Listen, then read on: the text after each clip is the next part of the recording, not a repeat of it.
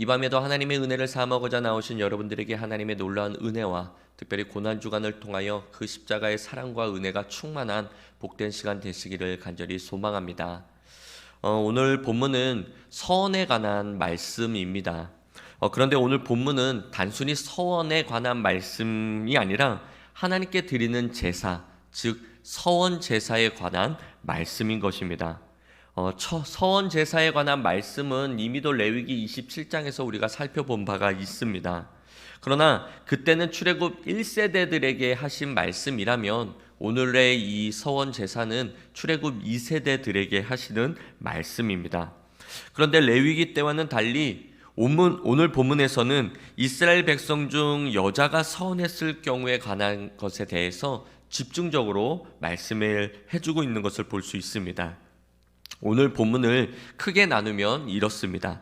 1절과 2절은 서원을 했다면 반드시 이행해야 한다는 것을 말씀해 주는 것과 3절에서부터 5절은 아직 결혼하지 않은 여자의 서원에 관해서 말씀해 주고 있고 6절에서부터 8절은 결혼 전에 서원을 했는데 아직 이행하지 않았는데 결혼을 한 그래서 남편이 있는 여자의 경우에 관한 말씀이고 9절은 과부와 이혼당한 여자의 서원에 관한 말씀, 마지막으로 10절에서부터 15절은 결혼한 여자의 서원에 관해서 말씀해주고 있습니다. 이럴듯 이스라엘 백성들 중에서 여성들에게 관한 집중적으로 그 서원에 관해서 말씀해주고 있다는 것을 볼 수 있습니다.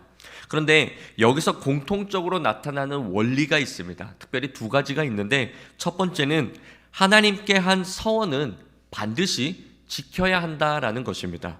2절 말씀에 보니까 사람이 여호와께 서원하였거나 결심하고 서약하였으면 깨트리지 말고 그가 입으로 말한 대로 다 이행할 것이니라. 4절에도 그의 아버지가 그의 서원이나 그가 결심한 서약을 듣고도 그에게 아무 말이 없으면 그의 모든 서원을 행할 것이요 그가 결심한 서약을 지킬 것이니라. 이 밖에도 7절 끝에도 그가 결심한 서약을 지킬 것이니라. 9절에도 그가 결심한 모든 서약은 지킬 것이니라. 11절에도 그 서원은 다 이행할 것이요 그가 결심한 서약은 다 지킬 것이니라 라고 말씀하고 있습니다. 그러니 하나님 앞에 서원을 했다면 반드시 그 서원을 지켜야 한다라는 것이죠. 그런데 본문은 하나님께 서원한 것은 지켜야 한다라고 말씀하시면서 또 한편으로는 취소할 경우 또 말씀해주고 있다라는 것이죠. 하나님께 서원은 했지만 그 서원을 취소할 수 있는 무효가 되게 하는 그러한 경우도 있다라는 것입니다. 이것이 본문에 공통적으로 나타나는 두 번째 원리입니다. 5절 말씀인데 그러나 그의 아버지가 그것을 듣는 날에 허락하지 아니하면 그의 서원과 결심한 서약을 이루지 못할 것이니 그의 아버지가 허락하지 아니하였은즉 여호와께서 사하시리라. 8절 말씀에도 그러나 그의 남편이 그것을 듣는 날에 허락하지 아니하면 그 서원과 결심하려고 경솔하게 입술로 말한 서약은 무효가 될 것이니 이 밖에도 12절에도 그러나 그의 남편이 그것을 듣는 날에 무효하게 하면 그 서원과 결심한 일에 대하여 입술로 말한 것을 아무것도 이루지 못하나니 라고 또한 말씀하고 있다라는 것이죠. 하나님은 분명히 레위기 27장 29절 말씀에서 온전히 바쳐진 그 사람은 다시 무르지 못하나니 반드시 죽일지니라 라고 말씀하고 있습니다. 즉 하나님께 서원을 했다면 반드시 지켜야 된다라는 것이죠. 그 이유에 대해서 지키지 않으면 죽는다라는 것입니다. 하나님께 서원을 했으면 반드시 지켜야 한다라는 것이죠. 그런데 오늘 본문에서 이럴 땐 취소해도 용서해 주시겠다라고 말씀해 주십니다. 그 이유가 무엇일까요? 하나님께서는 분명 하나님께 서원한 것을 반드시 지키라고 지키지 않으면 죽는다라고 말씀하셨는데 오늘 본문에서는 이러한 경우에는 무효 처리가 될 수도 있다라고 말씀하시는 걸까요? 왜 그런 걸까요? 그것은 당시 이스라엘 사람들이 하나님께 받은 은혜가 너무 컸던 거예요. 너무 큰 나머지 그 기쁨에 도취되어서 하나님께 선을 했기 때문입니다. 마치 사회적 분위기가 너도 나도 막 선을 하는 그런 것이에요. 그러니 하나님 앞에 나도 선을 하지 않으면 뭔가 내 신앙에 문제가 있는 것처럼 보여질까 봐 무분별하게 다 너도 나도 선을 했다라는 것이죠. 내 신앙에 문제가 드러나는 것이 되지는 않을까 염려하여 하나님 앞에 선하는 것을 남용했다라는 것입니다. 물론 그 당시엔 하나님께 받은 은혜가 너무 컸기 때문에 그것에 감사하는 마음으로 선을 했습니다. 그런데 집에 와서 가만히 생각해 보니까 이것은 도저히 실수한 거였던 거예요. 하나님 앞에 내가 선한 것은 그냥 내 믿음의 한도를 초과한 그냥 말뿐인 것으로 했는데 가만히 생각해 보니까 도저히 있을 수 없는, 내가 할 수 없는 그러한 선이었다라는 것이죠. 또 한편으로는 자신은 그렇게 할 수 있을지는 몰라도 주변 가족들이, 특별히 아버지나 남편이 봤을 때 그것은 너가 감당할 만한 선이 아니야 라고 판단한다면 얼마든지 무효 처리할 수 있었다라는 것입니다. 그래서 그런 경우엔 남편이든 아버지이든 허락하지 않는다면, 그 선에 관해서 허락하지 않는다면 얼마든지 취소할 수가 있었고, 그 취소에 대해서는 하나님이 죽임을 명쾌해 주겠다라는 것이죠. 그러므로 오늘 본문은 하나님께 서원한 것은 반드시 지켜야 한다라는 그러한 것을 강조하는 말씀이 아니라, 오늘 본문은 하나님께 함부로 서원을 해서는 안 된다는 것을 이스라엘들로 하여금 알게 해주는 그러한 내용이다라는 것이죠. 하나님은 서원하는 것을 기뻐 받으십니다. 우리는 하나님 앞에 서원을 해야 됩니다. 그리고 서원을 했다면 반드시 그것을 이행해야 합니다. 그리야 할 때 하나님은 기뻐 받으시고 하나님의 놀라운 은혜와 복으로 채워주실 줄 믿습니다. 그런데 이것을 남용해서는 또한 안 된다라는 것이죠. 함부로 하나님 앞에 서원해서 마치 예전에 이런 것이죠. 내 자식이 병들었다고 쳤을 때 이 병을 고쳐만 준다면 내가 하나님 앞에 이 자식을 바치겠습니다 라고 하는 그런 무분별한 서원을 했다라면 하나님께서는 그 서원을 기뻐 받지 않으실 수도 있다라는 것입니다. 특별히 성경은 하나님의 약속의 말씀으로 이루어져 있습니다. 그래서 성경은 약속을 매우 중요하게 여기십니다. 저와 여러분이 하나님과의 관계에서 언약을 빼고는 우리는 결코 하나님과 아무런 관계가 될 수 없습니다. 우리는 하나님의 은혜 언약 아래에 있기 때문에 하나님의 거룩한 백성이요 하나님의 거룩한 자녀가 될 수 있는 것입니다.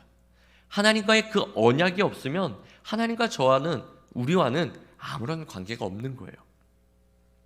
더 심하게, 더 확대해서 말씀을 드리면 하나님과 언약적 관계를 벗어난 인간은 인간이 아닌 것입니다. 예수님께서도 마태복음 5장 33절 이하에 이렇게 말씀하셨어요. 조금 길지만 다 함께 읽겠습니다.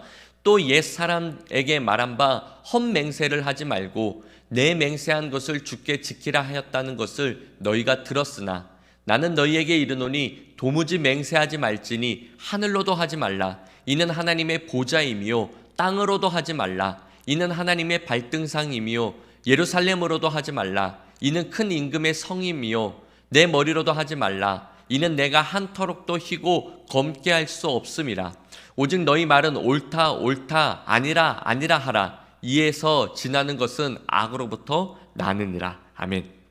이 말씀을 한마디로 말하면 하나님의 높고 위대하심, 그 천지 하늘과 땅을 만드신 그 창조주 하나님께서 인간의 생사화복을 주관하고 계시는 그 주권자이시기에 피조물인 인간은 겸손하게 서운하거나 함부로 말해서는 안 된다라는 말씀인 것입니다. 하나님은 진실하신 분이십니다. 하나님은 거짓이 없으신 분이시에요. 거짓이 없으신 하나님이시기 때문에 거짓말을 하실 수 없는 분이십니다. 그분은 변치 아니하시고 영원하신 우리의 만왕의 왕 아버지이십니다. 그런 하나님께서 인간을 창조하실 때 우리의 형상으로 창조하셨다라고 말씀하고 계십니다. 하나님의 형상대로 지음받은 저와 여러분, 바로 우리인 것이죠. 뿐만 아니라 저와 여러분을 하나님의 거룩한 백성이다라고 말씀하고 있습니다.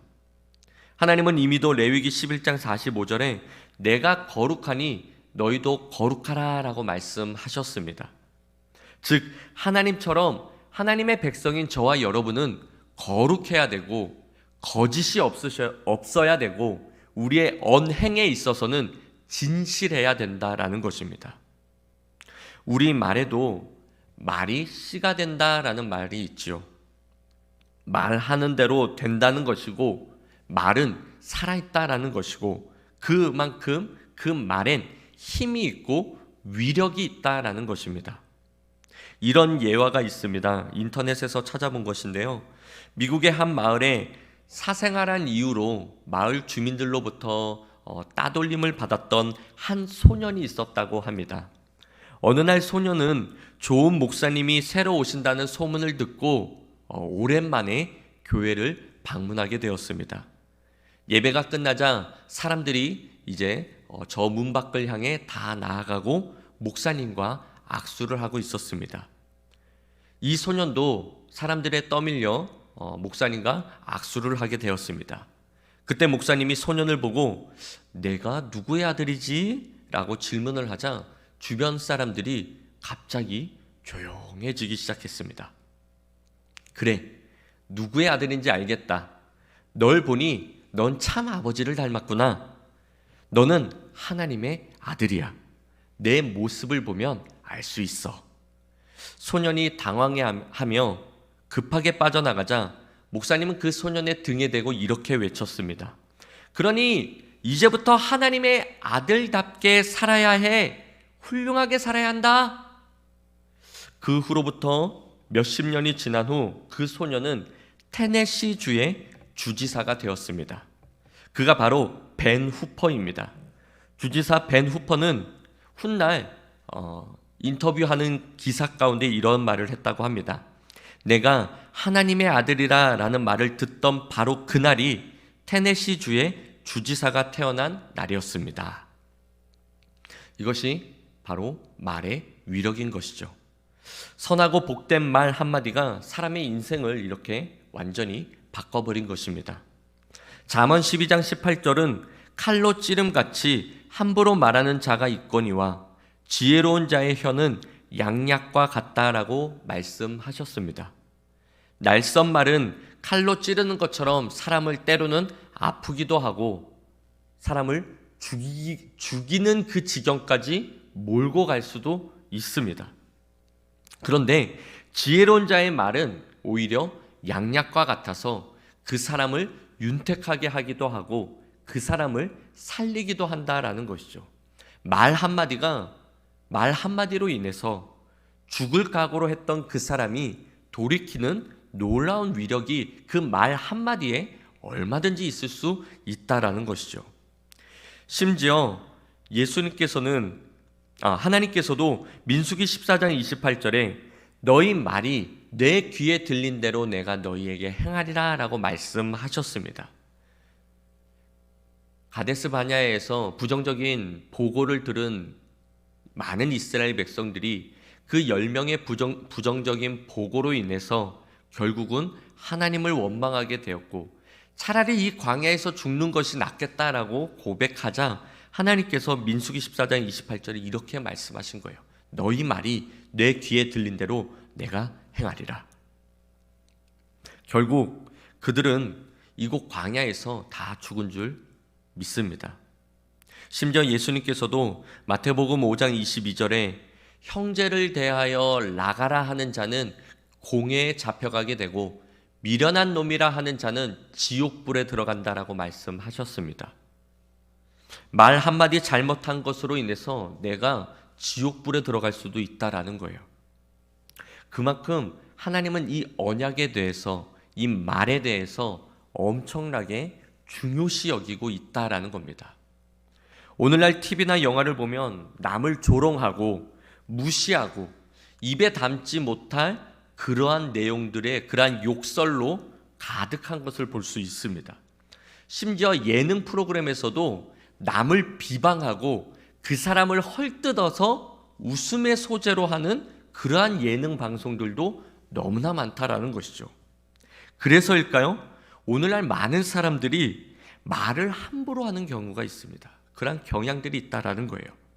너무나 대수롭지 않게 그 사람에 대해서 정죄합니다. 그 사람의 잘잘못을 너무나 쉽게 내뱉어요. 예전에는 그 사람이 내가 이 말을 했으면 상처받지 않을까라는 그 사람 관점에서 생각을 했는데, 요즘은 그 사람에 대해서 별로 신경을 쓰지 않습니다. 내가 지금 내뱉어야 속 시원하기 때문에 그냥 내뱉는 거예요. 아무런 필터 없이 그냥 내뱉는 경우가 너무나 많다라는 것이죠.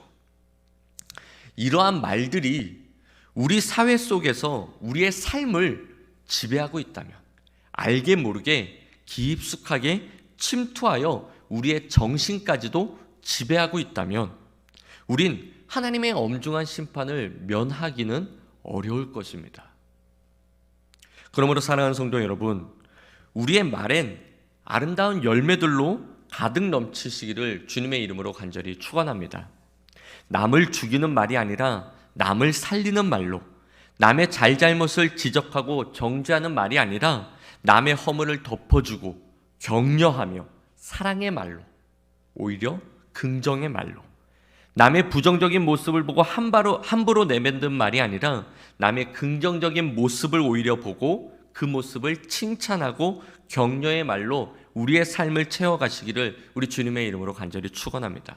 특별히 우리의 가정에서 우리의 자녀들, 우리의 남편들에게 격려의 말, 힘있는 말, 능력의 말을 한다면 하나님께서 너희 말이 내 귀에 들린 대로 내가 시행한다라고 말씀하셨으니 오히려 그 말을 많이 해야 될 줄 믿습니다. 사랑하는 성도 여러분, 오늘 본문은 우리에게 서원에 관해 말씀해주고 있습니다.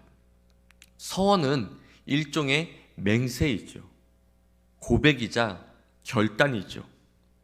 그냥 하는 맹세가 아닙니다. 특별히 오늘 본문의 이 서원은 하나님께 하는 서원이에요. 그러므로 우리는 조심하고 또 조심해야 한다라는 것입니다.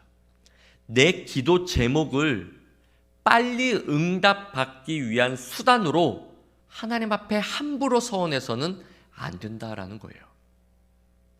하나님은 우리의 모든 것을 다 감찰하시는 분이십니다.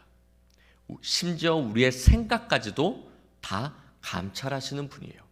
우리의 기도의 의도도 하나님은 다 알고 계셔요.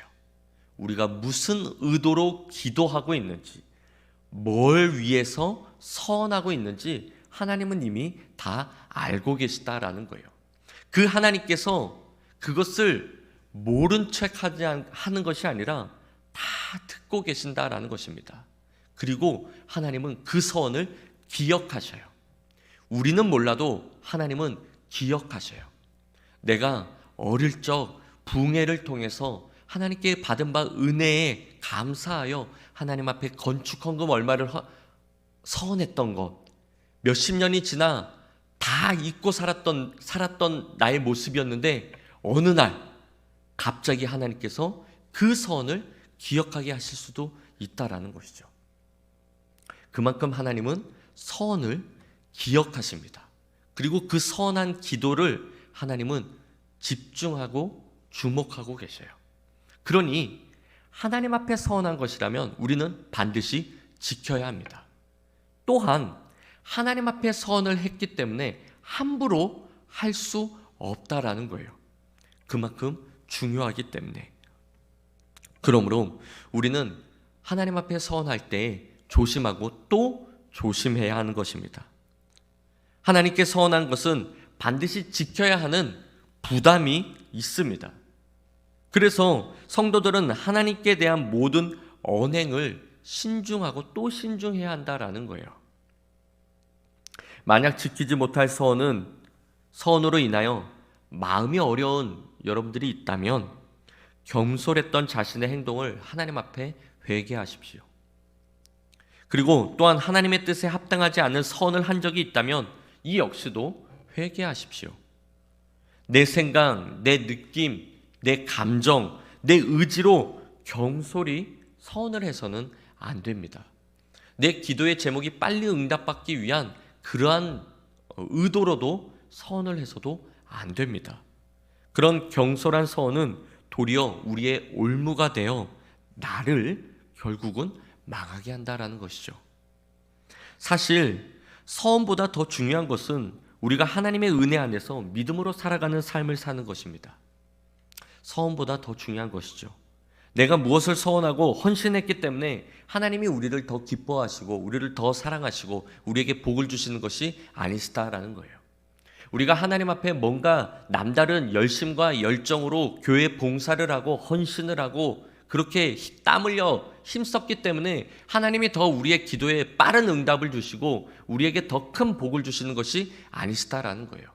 하나님은 사랑이 결핍된 분이 아니십니다. 하나님은 은혜가 결핍된 분이 아니시다라는 거예요. 하나님은 이미도 사랑으로 충만하신 분이시고요. 하나님은 이미도 은혜와 복으로 충만하신 분이세요. 하나님이 복의 근원이십니다. 그러니 우리가 뭔가를 해서 주님 앞에 드려서 주님이 부족한 것을 채우기를 원하시는 분이 아니시다라는 거예요.